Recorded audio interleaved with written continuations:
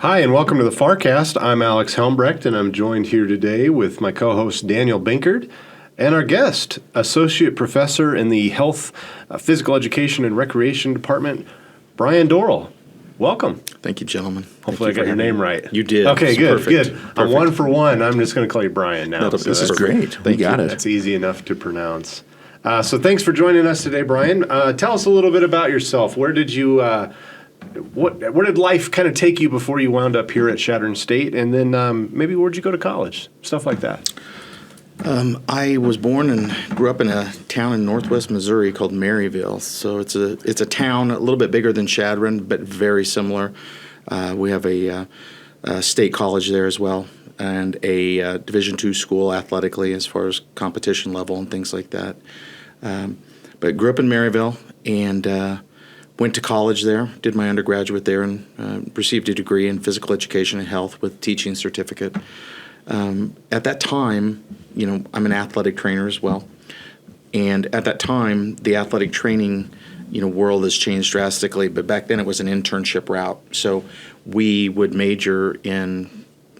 you could major in anything. You could be a history major as long as you basically took a minor in athletic training kind of thing. So in addition to that, those series of classes that we took, a lot of them fell under physical education. So a lot of us would do either, pre-med, pre-physical therapy, or physical education and health, because a lot of the courses crossed over, whether they were anatomy and exercise science, things like that. But we had to work a lot of hours of internship. So, in addition to the physical education and the health, I worked as a student athletic trainer for 4 years and accumulated a lot of hours of internship at Northwest as well. So A lot of drive time, probably. Oh my gosh, we spent a lot of time on buses and been over the United States, and it was a really great experience. It was a lot of work, but you guys travel with athletics too at different times, and you know what it's like to do all these road trips. But that was the way we used to learn back then. It was a lot more hands-on training rather than the textbook situation. So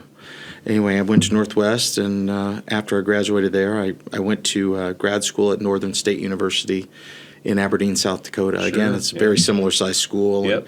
And, Northern was I lived in Northern in the worst winter in recorded history of South Dakota, so I got a double experience. That must be saying something too. It was wild. Yeah. It was the first time.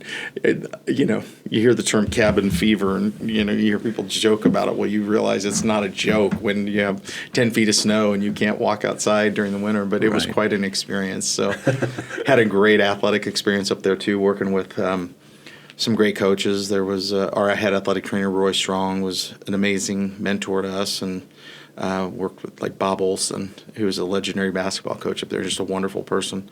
And Dr. Crutchman was the athletic director, and a lot of history, just like Chadron and Northwest and some of the other institutions. So is that the institution that had the basketball coach that lost his leg? Yeah. Meyer. Yeah. I think was his last time. I never actually met him, but he was after I had left. But Gene, was it Gene Meyer? I can't. Don, maybe? Don Meyer, that's correct. Yeah, I never met Coach Meyer. But okay, I thought maybe you had overlapped with him. No, he was after I had left, but he was a long-standing, very well-respected basketball coach who came in after Coach Olson. Okay. And still continued to have a lot of success up there and stuff. The women's coach, there was a guy named Kurt Fredrickson, and he, again, just dominant in that league. When they went from NAIA to Division II, NCAA, they didn't miss a beat. Yeah. Especially in basketball. They just, and I think they had some building to do in some of their other sports, but it was basketball was just very, very dominant there. So.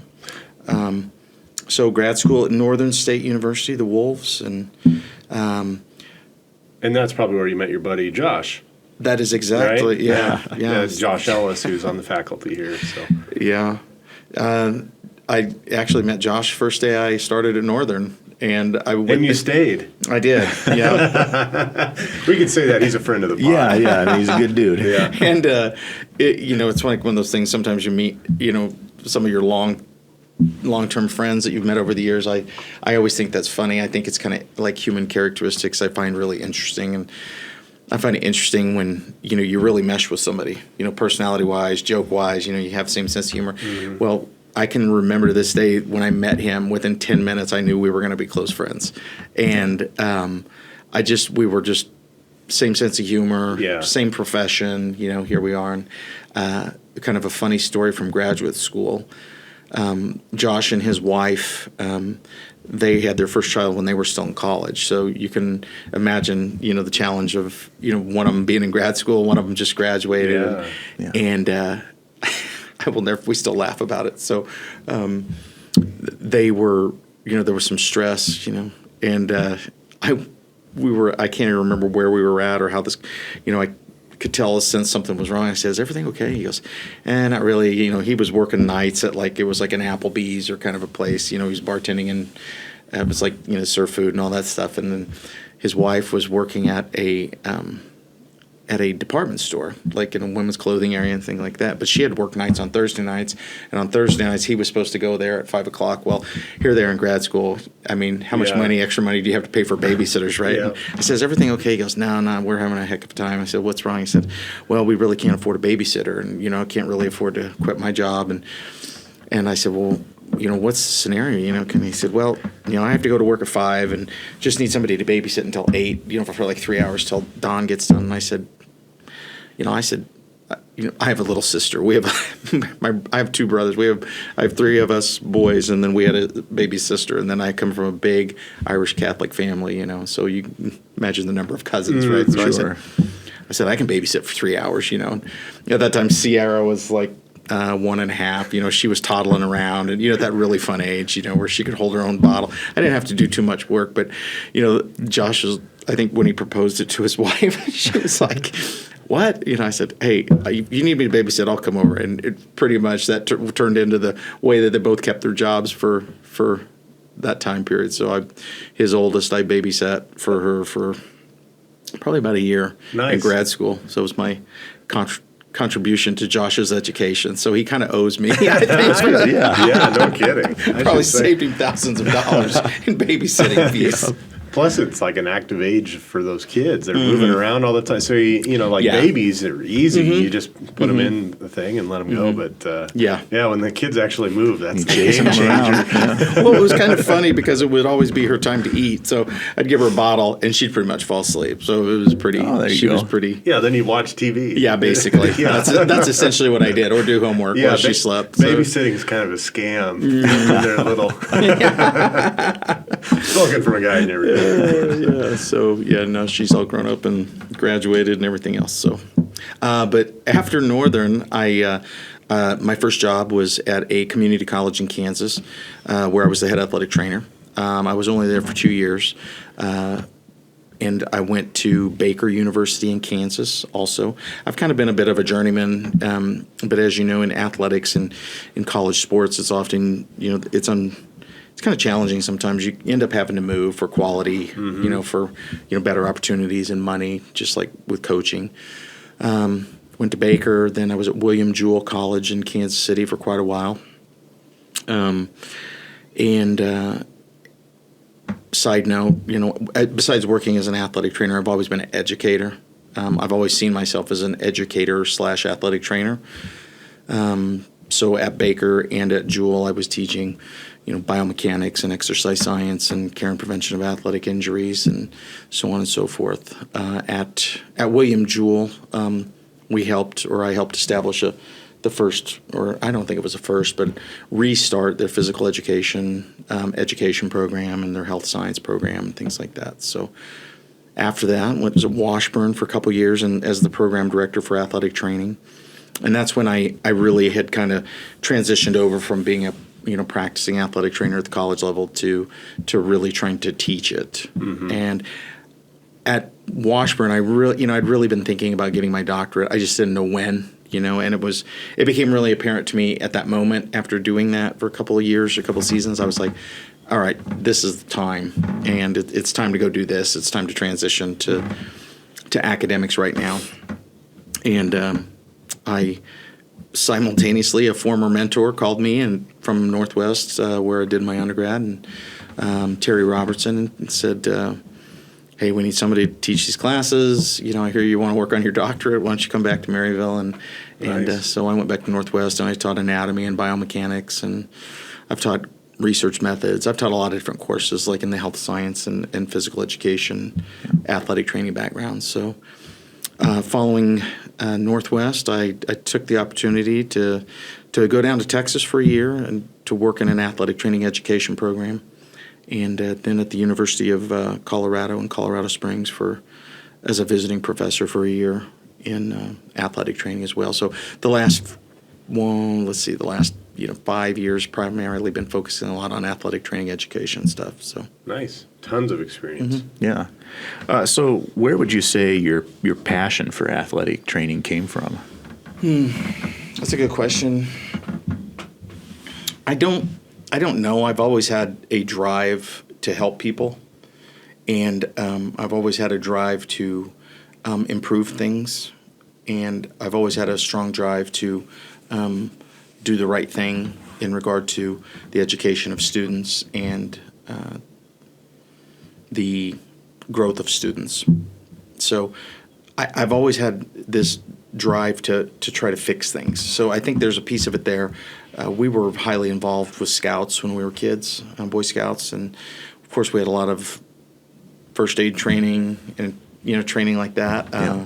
I think really what probably prompted me to go into athletic training is in high school we were very fortunate.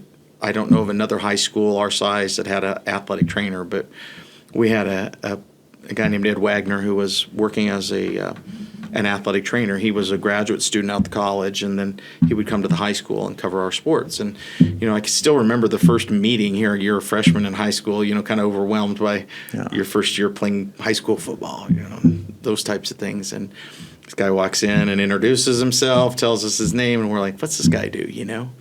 And then I subsequently sprained an ankle one day, and Ed starts taking care of me, and I was just fascinated by it. I'm like, well, why are you doing that? What are you doing? And Ed, you'd have to meet Ed to really appreciate his sense of humor, but Ed kind of had a little bit of funny, abrasive kind of humor, And he was like, why don't you shut up and stop asking me so many questions, And he had this East Coast accent, And of course, we would always mock him and, just, razz each other and stuff. And he says, why don't you come out after football and help me? If you're so interested in doing this, why don't you come out during baseball season? Well, we wrestled and football are primary sports, but so during baseball season, I went out and I was kind of a student manager, but he started teaching me skills, like making ice bags and wrapping on ice bags and taping and doing some basic taping. And I fell in love with it right then, and, coming out of high school, I knew I was not the most dedicated student in high school. I didn't know how to study, and I didn't know it was one of these things that it came easy to me, but I didn't know it was easy to me. You know what I mean? Right, that transition into college. Yeah, and going into college, I initially started my first semester, going into public relations. And I just remember sitting there one day going, you really wanted, I remember having this conversation with myself about, you really want to do medicine of some kind, and why aren't you doing it? And I remember thinking, well, I'm afraid I can't pass anatomy class, and it was some barrier there that I was afraid of the science behind some of it. And I remember just sitting there saying, like, well, this is silly. I don't want to pay all this money and then, be miserable in a career that I'm not really into. And that's the moment I decided I was going to go do it. And, the rest is history. So great. Yeah. Most athletic trainers have a fix-it mentality, number one. And number two, most of us have had like some experience with like a sport-related injury. It's just like, people often go into the fields where they get some kind of they've had some kind of experience with it that was positive, Yeah, so. for sure. So part of your responsibilities at CSC is to help build the Masters in Athletic Training. So what does that work kind of look like? Well, so currently for the profession of athletic training, we have transitioned into master's level programs. So to become an athletic trainer, you have to graduate with an undergraduate degree. You apply to a master's program, go through the 2 years master's program, and sit for a national certification exam. So all these nationwide programs have transitioned to the master's level. What we need or what we have to do to establish something like that, first of all, we design a curriculum, and we identify the potential for clinical experiences for our students. And that's where we're kind of in, the phase we're in now is, we're trying to determine, once our students, it's easy to teach the classroom stuff. What really where the students get a lot of their knowledge is working in the field, with seeing real injuries, working with physicians or working with other athletic trainers, kind of being supervised by those individuals, getting to see, you name it, stitches, Sure. fractures, torn ACLs, concussions, seeing those experiences and being exposed to them, live, and then working through the process of the diagnosis, the treatment, the rehabilitation, and the return to play. So we're in the process of trying to identify clinical sites where the students would potentially be stationed to do their different rotations. And in our profession, with our academic standards, some of the things that we really try to have the students experience are a wide variety of age groups, working with young children, working with geriatrics, not just we have a tendency to think of athletic trainers in colleges or professional sports, right? But there's a lot of other very diverse populations that athletic trainers are now working with. Our profession has changed drastically in the last 30 years. You see athletic trainers being in the industrial setting. You see athletic trainers working in, they refer to it as tactical medicine, and I don't know if I love that term, but it kind of gives you the misconception it's like combat stuff. That's one piece of it.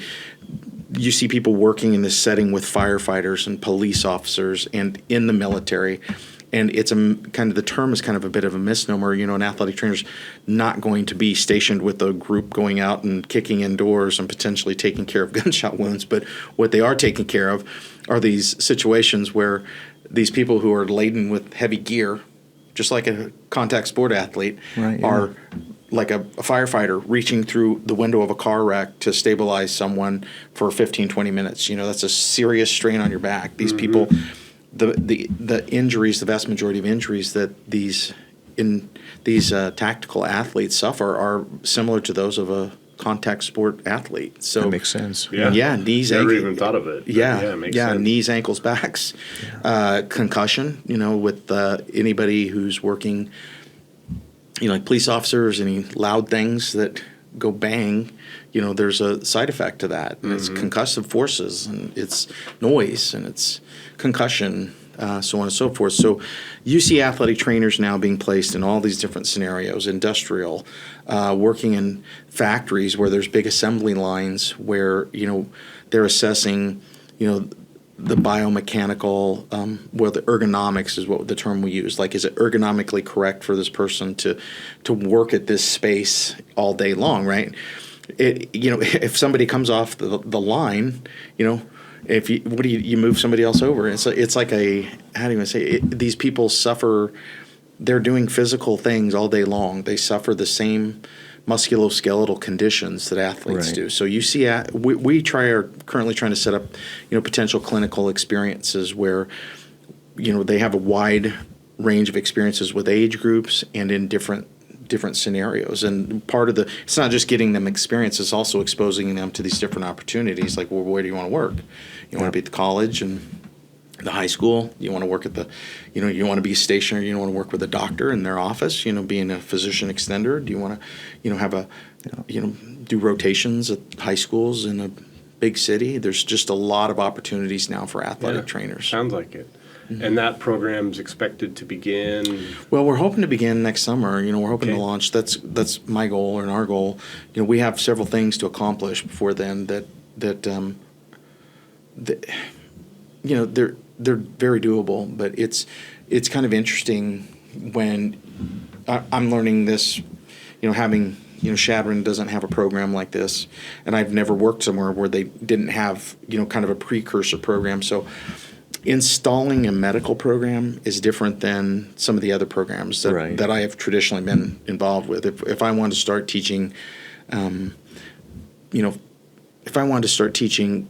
physical education at a college, we put together the curriculum, and then we, look at the accreditation standards for the whoever accredits our college, and they say yes or no, you're doing these things. Well, there's just a little bit of a different depth with like a medical program. Yeah. Other places I've been have previously had nursing, respiratory therapy, and so it's just a different flavor. I mean, you have not only do you have to have educators, but you have to have people to supervise their experiences clinically.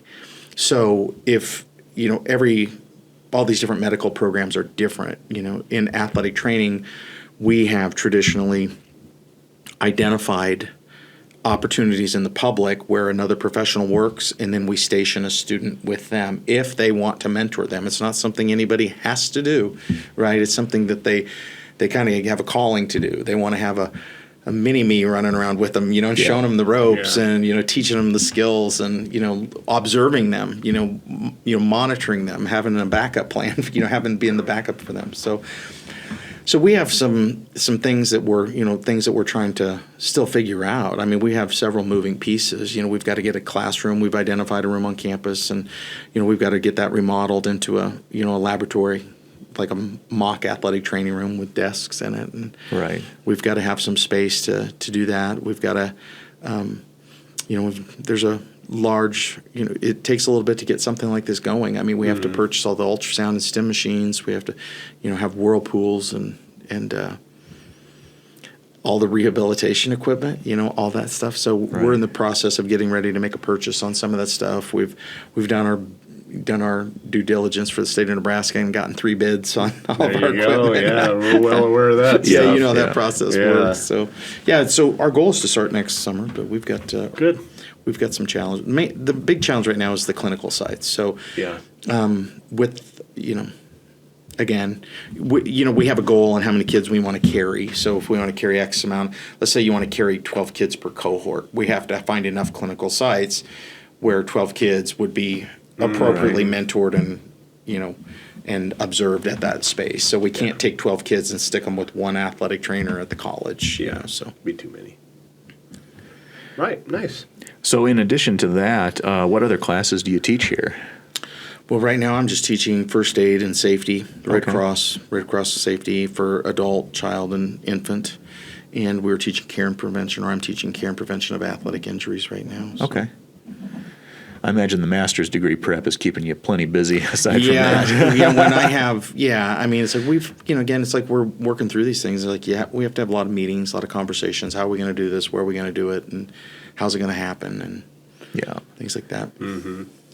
So you've kind of talked about how you knew that you wanted to teach and work in higher ed, and you touched on this a little bit about maybe some of the occupational things that athletic trainers do. But talk a little bit about the importance of athletic training. I think a lot of times, or at least how I've been accustomed to seeing athletic trainers, they're around when something bad happens. So that's like in a reactionary role. But that's not the only purpose they serve, right? Talk a little bit about that. No. I'm of course biased to my profession, but athletic trainers, especially in the traditional college setting, play a vital role in the daily operation. College especially. So I'll reference this from a college standpoint, right? With college athletes, when you have a bunch of highly competitive young people playing games that are very aggressive and sometimes even borderline violent, when you look at a contact sport like football and soccer, and I would even argue college basketball, can be very physical at times. It's, the athletic trainer plays a role primarily of taking care of the bumps and the bruises and the sprains and the strains, right? But outside of that, there is a large administrative component that goes on. I think if you talk to any college coach, they would tell you it's crucial to have great communication with an athletic trainer. Most college coaches, of course, are always frustrated when especially a great player gets hurt and they don't have them. But what's more frustrating is when they don't understand where this person is in the process, and they don't understand when I can potentially expect them back. So there's a huge administrative component to being an athletic trainer at the college level in the communication with the student athlete. Maybe even being a go-between with student athlete and mom and dad, or the student athlete and the coach. the athletic director, so on and so forth. We have a big administrative component often of organizing their evaluations. Once we've determined the injury is beyond my scope, it's more than a minor sprain or strain, I've got to set up an appointment with an orthopedic surgeon, or the appropriate physician to see them. Right. We do all kinds of referrals. We will refer student athletes from everything from mental health counseling to nutrition counseling to support in different ways. We'll identify the appropriate medical provider to get them to, whether it's a dermatologist or an orthopedic surgeon. So we have a big administrative component there. We also do lots and lots of record keeping, as you can imagine. We have to document every injury, and that has multiple reasons behind it, just for our own protection from a legal standpoint, documenting what happened, when, where, but also for an insurance standpoint. We often most college, I'm not sure what Chadron does, but I'm assuming it's like, most other universities and colleges where, the student athletes are often asked to carry a primary policy. The school carries a secondary. So we have to be able to document the injuries and for billing, things like that. So I'm curious, how much do athletic trainers need to know or be aware of HIPAA? And the regulations with that. So say you're an athletic trainer here, I'm the coach, Daniel's my star running back. He tears his ACL during practice. How are you able to tell me, I'm not his guardian, I'm not his parent?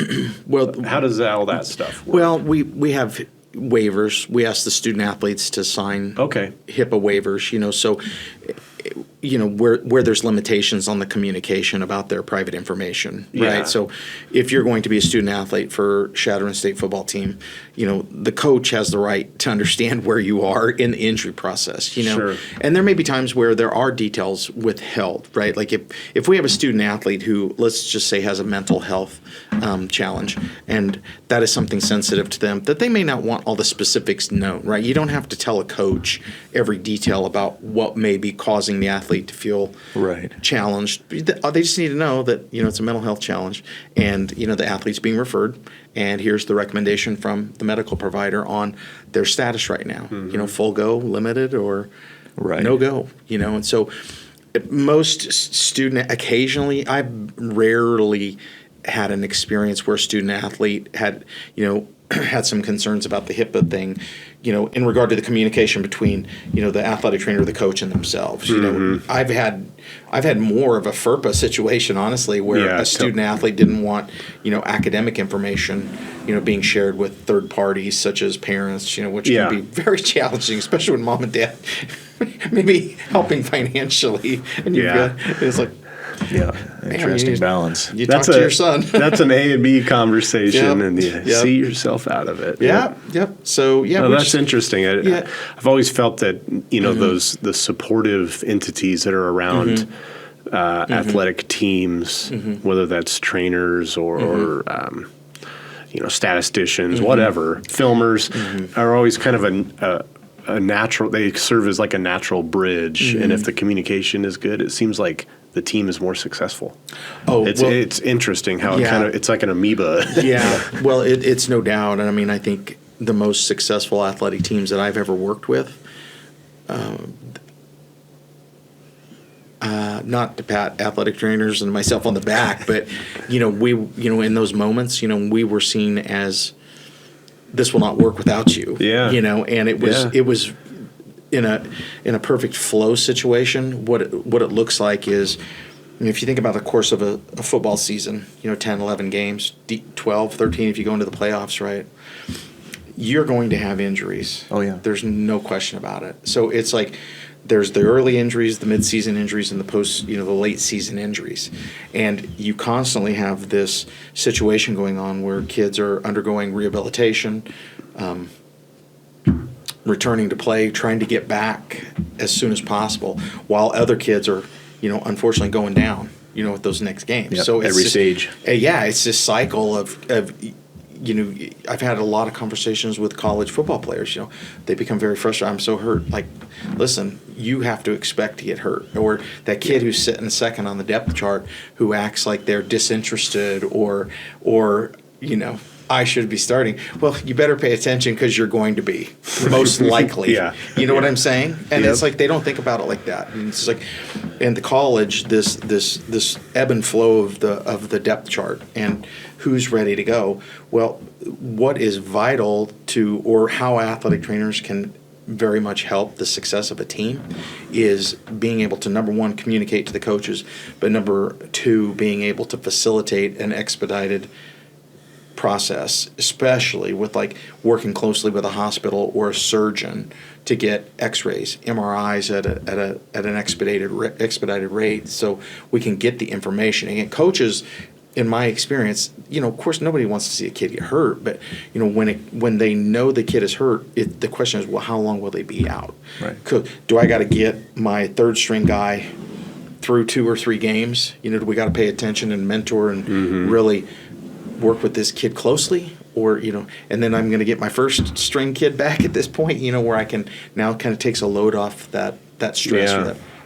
So I mean, coaches will plan their games around who's where. I mean, if you have a dominant offensive player to skill position and they're going to be gone for the next 2 games, let's say at wide receiver, or your quarterback goes down and your second string quarterback's not quite the thrower, they're going to game plan. The domino effect. Yeah, they're going to have an offensive scheme that's going to, highlight who's their strong tools are on the field. So from an administrative standpoint, I've been in some wonderful situations where they're a little bit high stress, but you also feel very crucial, and it's always about communication with the coaches, and it's always about doing the best we can to expedite these processes. That's frustrating for kids, for parents, and for coaches when, let's say you're the only athletic trainer at a large school and you got 300 athletes. It's impossible to care for them. It's impossible to really get good communication and the kids getting taken care of. So,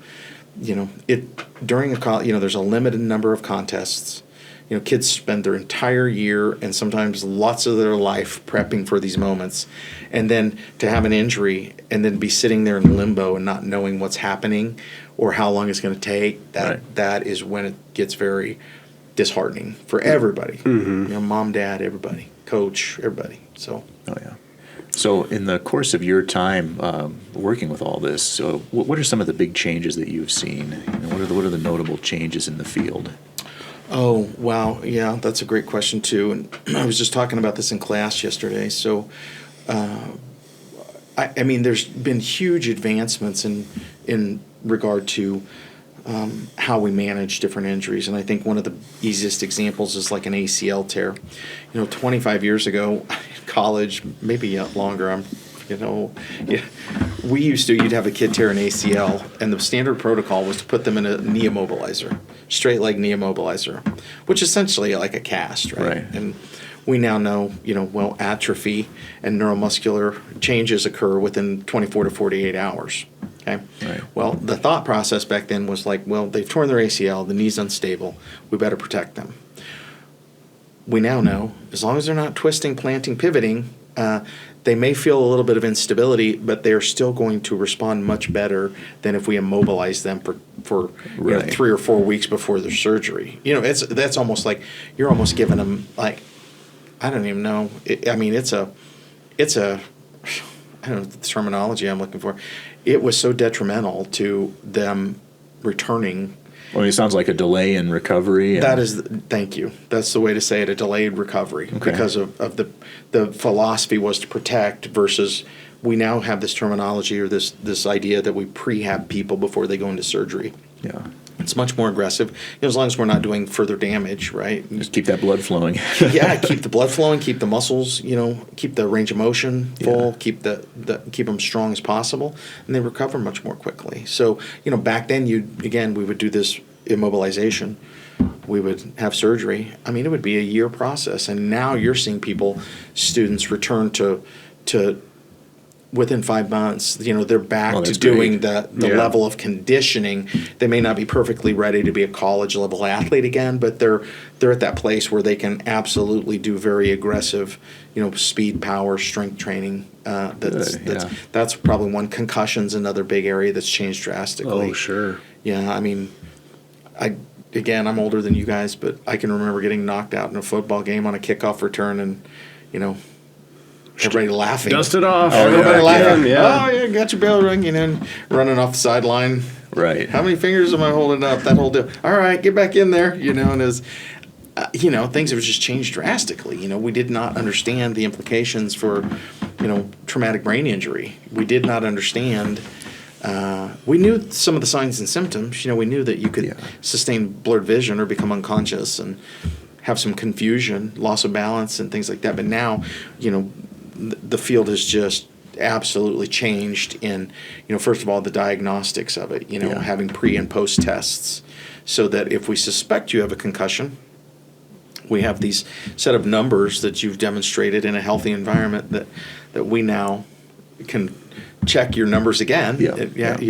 And just the long-term implications for concussions have now, of course, become the forefront, and trying to prevent these things. And well, I wonder if that has mental health come more into the front in these few decades? Yeah, I think it has, for sure. And I think we had this conversation the other day about, are there more mental health issues, or is it just becoming more and more socially acceptable? Right.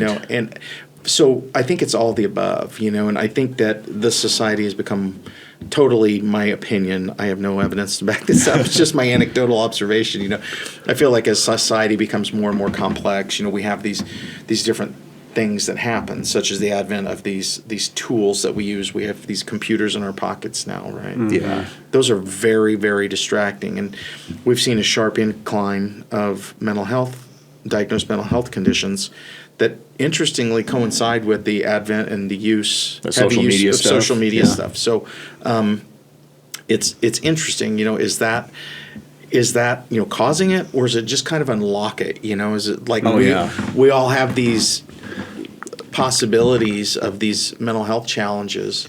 Whether it's like I'm looking at social media and comparing myself. Well, am I as handsome as that guy with the full head of hair? Since we were talking about that before, whatever.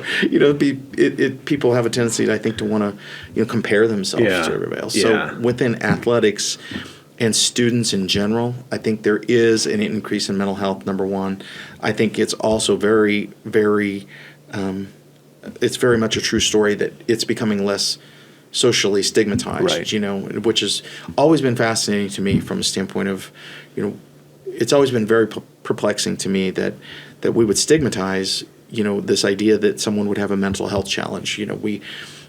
Every day, one of those kids over there has a sinus infection, right?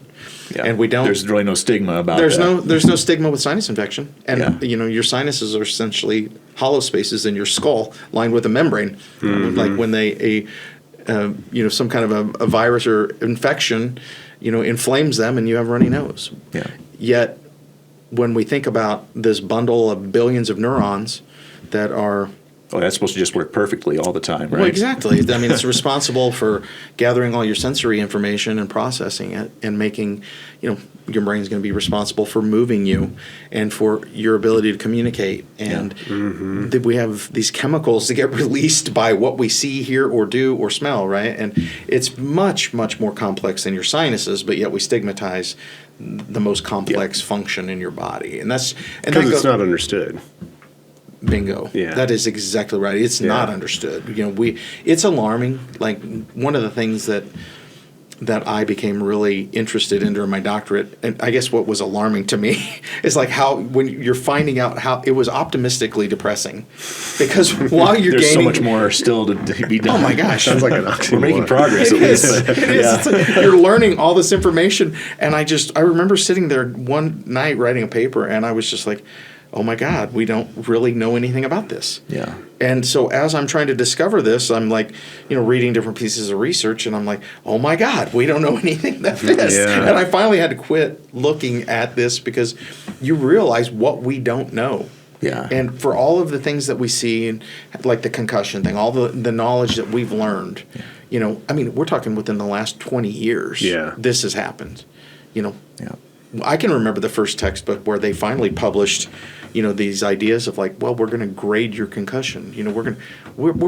once we're sure that you've sustained a concussion, we're going to try to put a grade on it. Is it a 1, 2, or 3? And that was like monumental. Like this was there's differences between a first and a second degree. And they've kind of done away with that now. They've it's much more difficult to diagnose. Ever evolving. Yeah, that's a great way to say it too. It's an evolving process. One person could have a minor bump that causes them problems for weeks. You have another person getting knocked unconscious for 30 seconds and they feel normal within 3 or 4 days. Yeah. Anyway. I If I answered your question about the mental health side No, of things. I think it's fascinating, and how that keeps evolving. Yeah, and I mean, anecdotally, again, I talked to the students about this. We were looking at some of the stats the other day. I just taught us a chapter on psychosocial, and it's interesting with college kids who are having mental health challenge. We often will socially display things, whether it's like my irritability level and I'm snapping at everybody, or, college kids will do reckless things, they'll drive poorly, or, use drugs and drink alcohol and things like that. Well, a lot of humans do, but it's really interesting to have that conversation with them, and they first you can see light bulbs going off, like, oh yeah, I may have witnessed this at some time with somebody. But then when you look at all these stats of like the volume of like college age kids who are reporting some kind of mental health challenge, and when I was in college, were those there? They just weren't. They just weren't. We couldn't put a name to some of them, or we just weren't conditioned to look. Whatever it would be. All that combination. Yeah, it's like you don't know what it is. I feel bad. Why? Yeah, it's exactly. Yeah. Someone would isolate themselves and sit in their room, not do things socially. Well, why not? I don't remember one person saying they had social anxiety when I was in college. Yeah. So, are there more of these things, or has our society kind of created more of these things within our own kids? And it's an interesting question. It's a true story. I think that there are more of these mental health things, or I think they've always been here, I should say. Yeah. And I think it's also a true story that sometimes when we focus on them, it turns into it almost gives, sometimes people kind of take that as an excuse. Well, I don't have to get up and function today because I don't feel good. Well, every one of us in this room knows there's days you don't feel good, you get up and you function, right? You fight through it, and you take care of yourself the best you can. So it's this complex arrangement of teaching students these things. And what we don't do is really show them a lot of strategies to handle these things. Well, it'll be interesting. I mean, 10 years from now, even 20 years from now, what we'll have in the toolbox to be able to help people. Help them, and then they can help themselves too in different ways. And always more to learn. Yeah, that's exactly right. It's what tools do we give them, and how do we teach them? So anyway, it's an interesting thing we're kind of going through right now. So certainly more changes to come.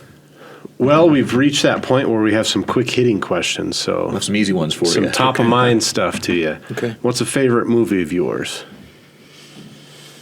Oh, that's a tough question. I think not an absolute. What's one of them on the list? I watch. I think of movies I've watched repeatedly in my life. Castaway with Tom Hanks when he's stuck on the island. Yeah. I think that's a great movie. Very rewatchable. I think about just bits and pieces from that. Yeah, maybe not. Certainly not on a daily basis, but every so often I'll come back to, what would I do if that rotten tooth?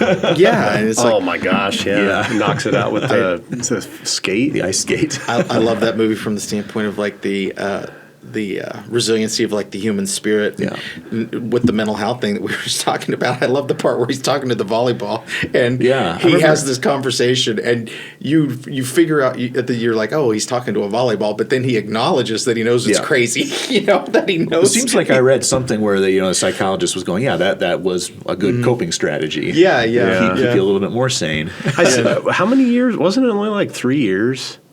that he was supposedly on the island. I can't remember. More than that. I can't remember. I always felt like his fiance moved on just a touch too quick. He was there several years. Oh, yeah, we got to look. Yep. So she was obligated to wait for 5 to 7 or something. And then, like, I feel bad, like they have a makeout session in the garage or whatever. Like, what if her husband comes in? He's like, what is going on? Well, it's a different scenario. That, I mean, that's kind of an interesting situation, too, because it was like, I don't know. I'm not a movie critic. Yeah. Well, I was just thinking about it from the standpoint of, like, it's what kept him alive, like thinking that she's there. And the idea, yes. Yeah, it's a pretty cool movie. It is. Yeah, it's a good one. Very good. What is a hidden talent of yours? Well, I don't know if it's talent. Well, I hope to find out one of these days. I like to play guitar and write music, and I hope to get something published one of these days. And, awesome. I guess we'll find out if it's talent, if anybody likes the songs. So I've always had this on my bucket list to publish some music. So I do enjoy writing in my free time, and that would probably be my hidden talent. That's great. That's a good one. What's the best advice you received as a college student? And I think we clarified this last time. It doesn't necessarily have to have been from a professor even, but just, in that time of your life. I don't recall like one piece of advice, but I recall a moment when I was walking down a hall, and one of my mentors, a guy named Dr. Jim Redd, Dr. Redd was he had been the head football coach at Northwest Missouri State University, and then Dr. Redd had moved into becoming a professor, and then later became the athletic director, and really guided them to a lot of their success. But I just remember, walking down the hall one day, and in high school, how do I say it? I had a bit of a notorious, I think I had a little bit of a unruly streak in high school, and it's kind of like you're going through these growing phases, and I just remember walking down the hall, and Dr. Redd was just this huge man, and I heard this booming voice, Dorrel. And I thought, oh my God, what did I do already? Why is Dr. Redd? And he's one of these people that when you're standing next to him, and I walk into his office, and he looks at me, and he goes, starts questioning, how's it going? What am I majoring in? What am I doing? He took interest in me. And then as I'm getting ready to leave, he says, well, now, if you need anything, you just need to ask me. Okay, come by my office anytime. And it was just this tremendous, it was just this tremendous moment of somebody here cares about you, and it was I don't know, it was just very impactful, and I would die for that guy, to this day. And that's great. He's you know what I mean? It's just this bond that, you establish with different people by mentoring them through their undergraduate degrees and helping them find who they're going to be. I later worked for Dr. Redd. He later hired me as one of his head athletic trainers at William Jewell College, and he and I still talk frequently, and just a wonderful human being. So, that's great. Yeah. What is a favorite book or favorite author? I don't have one particular favorite book. I like to read about esoteric things and spirituality, and I like to really read about these unknown things. I like to read about archaeology, spirituality. I love to read about Egypt and the history of the pyramids and all these kinds of things. So I don't have one particular author, but I'm really fascinated by kind of the esoteric side of things and spirituality, and the what ifs and maybes. Wide range. Yeah, for sure. So usually we have a kind of a standard question, but I just thought of a fun one since you mentioned some time eras. If you could choose to be an athletic trainer at any period in time of human history, what period would you choose? Now, honestly, because our profession has really evolved so much. When the first athletic trainers, the profession of athletic training really didn't start until right after World War II. And the first athletic trainers were really kind of jack of all trades, where they were kind of the equipment managers. Yeah. Sometimes they were coaches. Sometimes they were a coach who just knew how to tape ankles, and then it manifested or transitioned into this medical provider. And, it's a really cool thing. In this day and age, we are we are medical providers. We are licensed medical providers, and we are in different scenarios, we have to receive registration or licensure to practice within a state. The average person can't just go say, I'm an athletic trainer and start pretending to do these things. Right. And the academic requirements, even what we're teaching today to students, 30 years ago, it was unheard of. We're teaching students, it's not unusual now for students to leave a master's program and have gotten certified to be able to do, have experience with IVs, doing things like this, IV therapy, in situations where a kid is having heat cramps, the concussion situation, much more advancement in like the knowledge of rehabilitation and diagnostics. We're learning how to use tools like diagnostic ultrasound, where you can take this device and use your phone to get an image and determine if someone has a, tear of a structure. That is great. Oh, it's night and day. Game changer. Back then it was just, does that right, hurt? yeah. There was just no depth to it, and we really kind of piggybacked off of, our profession's different we're a combination of different things. We have aspects of physical therapy, but we're not physical therapists.